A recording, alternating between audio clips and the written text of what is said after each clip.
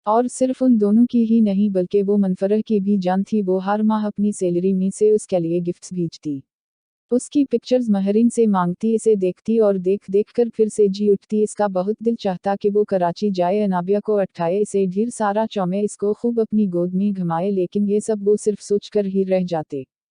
महरीन को अपनी जिंदगी मुकम्मल लगने लगी थी। एक प्यार करने वाला शोहर और एक खूबसूरत सेहतमंद बच्ची के साथ ने इसे हर तरह से हर खुशी दी थी। अकराम साहब और इनकी ज़ौजा वापस आ चुकी थीं।